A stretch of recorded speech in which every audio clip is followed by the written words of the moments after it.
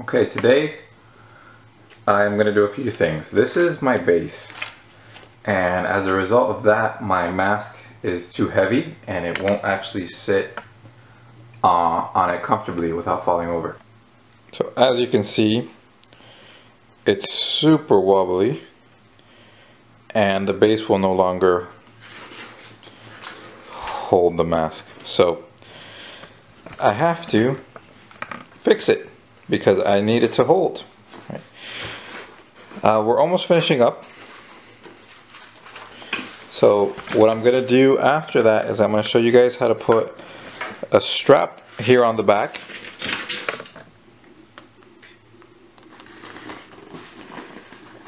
Right there in that empty space. Right here. And we are going to put the hair on. This is a male lion, so I'm going to start putting the hair on by the end of the video. After that's on, all we have to do is plaster, and we will paint, and then we'll be done. But first, I gotta fix that. So how do we do that? How do we fix that?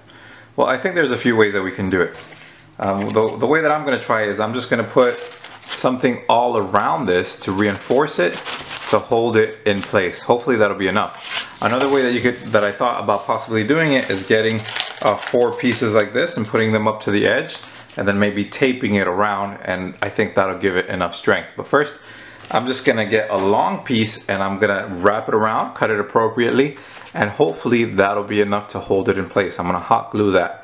And then I'm going to test my mask to see if it will hold. I need it to hold because when I start adding the hair, I need to see it and to see how it's coming along. I need to see it up and upright. Alright, so I'm going to give it a shot. I'll be back in a second. So what I did is I took a piece of cardboard and I, in essence, just wrapped it all around. And I glued it on the sides as I went along. And now it's not as wobbly as it used to be. It's not perfect, but it's not as wobbly. And the moment of truth is when you actually test it. Now I know all of you are not going to have this problem. Some of you might not even need to do this. You don't need to do this if you don't have to add hair to it or something. Or, yeah. But I am. Will it hold? So it tilts forward, but it's holding. And you could already see how I'm going to need that to make sure that I add the hair and it's not too long or it's not too short or whatever. I'm definitely going to need that. So that's the first part of the video, and that's done. Now the next part is to add the band in the back that's actually going to let me put the mask on. As I'm getting ready to attach the band in the back using some actual rubber bands, I noticed that just because of wear and tear, this has become really soft and brittle, right? So I need to reinforce that first because I need to make a hole through there, and I'm gonna attach that band, which is going to stretch back through there. So you have to make sure that your sides are strong. And now if your side is solid, so I think I could also do it right through this piece right here, but I don't want to do that. That cuts too much into the face of my lion, even though I think that area is probably going to be covered in hair anyways. But I'm going to reinforce this just by adding some cardboard here, and I'm going to do the same to the other side, and then I'm going to start making a hole to attach that band, the rubber bands. I'll show you what I mean in just a second. Just make sure that those areas are reinforced and that they're not too weak, or it might not work or it might break. Okay, as you can see, I've reinforced this side of the mask. I did the same thing to both sides, so they're both reinforced in this way.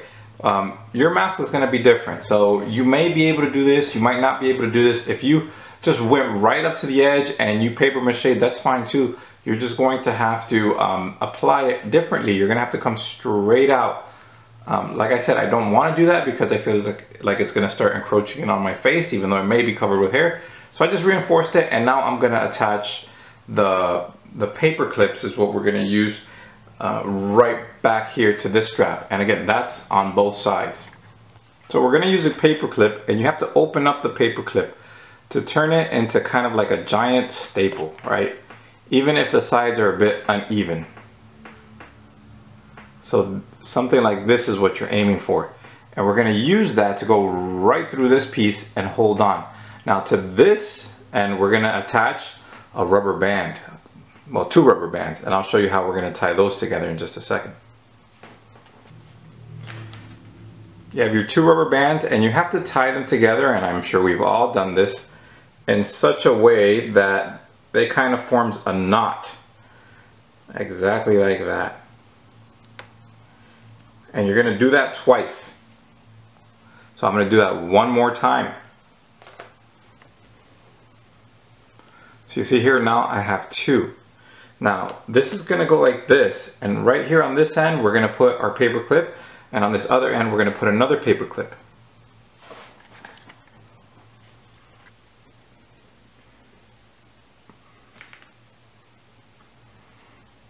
Now, what's the purpose of doing all of this?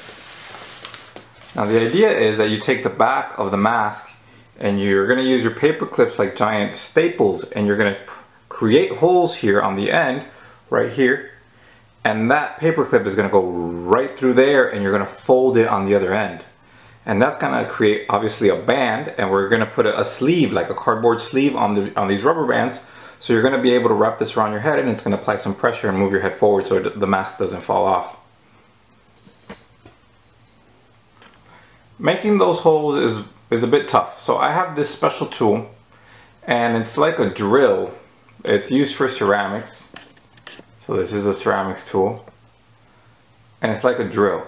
And I'm going to drill through the cardboard on the top and the bottom. I have to measure it out correctly so that when I use my paper clips, the holes, they line up properly. So you don't want them to be too high or too low, you know. And I'm going to do that to both sides, making that hole with this drill like tool. If you can make that hole with other things, but in class I'll help you out with this. And of course I don't recommend it, but you have the use of power tools as well. I don't have any in class, but if you have any at home and your dad or your mom is willing to help you do it, then go ahead and let them help you just to make a little hole. Make sure that it's not too strong so it doesn't destroy your mask. So that's exactly what I'm going to do right now. I'm just going to create those holes, and you'll see the next step. So here we go. Exactly like I described, we are using the paper clip, something like a giant staple. We do want to make sure that this stays up a little bit, but I don't think that'll be a problem. We're going to fold this up, fold this down. I want to make sure that this does not come out, so I'm actually going to twist that. And it's a little bit awkward to do on camera, but twist that, flatten it. So it's going to hold the rubber band here in place. Do the same thing to the other end, and I'm actually going to tighten that a bit more. And yeah. So if you've done this correctly, you should have your 2 rubber bands like that, being held together by your paper clips. Now this cardboard is a bit flimsy, so what I'm going to do is I'm going to take some tape and I'm just going to reinforce this a bit. So hopefully this doesn't tear, because this is what's going to hold your head back. So this is going to constantly be pulled. So this definitely needs to be reinforced. If you have, if yours looks like mine, then you should reinforce it. Again, if you solidified the whole thing right from the beginning and you came in through the sides and you've paper mache'd it properly, then you should be absolutely fine. But I am going to reinforce it. And then we're going to create a cardboard sleeve to apply here, and that's going to be it for that until painting. So one of the last steps of this is just to get a piece of cardboard, and this is going to act as your sleeve. Okay, What does that mean? Just a piece of cardboard like this, fold it over and flatten it because you want it to be as flexible as possible. You don't want it to be stiff. This is what's going to hold the back of your head. And you're going to take that and you're going to attach it just by here. But you're going to attach it onto here, right? So you're going to attach it onto here so it's going to act like a sleeve. And then you should be able to comfortably put your mask on. And that's just exactly what I'm going to do. I'm going to attach it. I'm going to put some glue. I'm going to carefully wrap around that, and then I'm going to attach it so the glue holds, and it should ultimately look something like that for me. And that's it. So the band is on, and your head would go in here, and this stretches to accommodate for your head, giving you enough pressure to be able to see and hold it firmly on your head. Now, I did try it on, it fits, but a little piece here came off, so that might happen. You might have to readjust it, and you have to see if it fits on you. If it doesn't fit, you might have to make some adjustments as well. Now, the next part is actually adding the mane, and I'm excited to begin this part, but also a bit nervous because it's such an important part, and the mane could make it or break it. Now, I know a lot of you might stop right there and say, well, I don't want to add a mane, I just want a panther or a leopard or a female tiger or a tiger or male tiger, whatever. Sorry, I'm moving it around so much. So that's fine. Just wait for the plaster part of this, or you could even paint it right now. I don't think that would necessarily be a problem. And it definitely is at a stage where I think it's acceptable. If you just want to try and paint it now, well, you're gonna have to wait till I paint it so you could follow along, because that could also make it or break it. A bad paint job could ruin the whole thing. So I'm gonna start adding the mane, and that's the next part we are going to discuss. If you are doing a mane, you have to, or you should invest in a box of tissues. Luckily, Dollar Tree has them for $1. But a box of tissues isn't that expensive anyways, because most of the hair in the mane is going to be made up of tissue. It's easy to work with, as our experience with the top here and the eyebrows, and it creates a wonderful texture. So go and get yourself some tissues. That's not to say that you can't do it with regular paper, it's just probably going to be more difficult. Very first thing you have to do, as usual, and one of the most common mistakes, is just not looking at a good reference. So as I start adding this hair, I'm gonna look for the best references I could find, front and side view, and I am just gonna try to imitate that as much as I can. You see how it creates kind of that profile along the face? I'm gonna draw that in with a pencil so it gives me a line to go by, using both the front and the side view. So I went ahead and I drew a line to help guide me on where the hairline was going to be, where the hair was going to be as far as the sides. I also paid attention to that, and I know more or less that I don't want the hair to go too much higher than the ears, so I need to be mindful of that.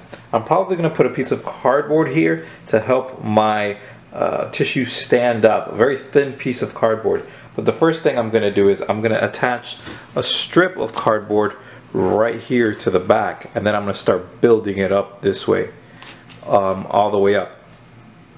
Yeah, kind of moving back. So the very first thing I'm going to do, and I'll come back on video, is put that first strip, just using twirling the tissue and then gluing it with hot glue or paper mache mix, whichever works best. Okay, so as you can see, I started attaching the tissue all along the bottom there, and all I'm doing is I'm twisting it. I cut off a little piece, so I taped some of them, but that just takes too long.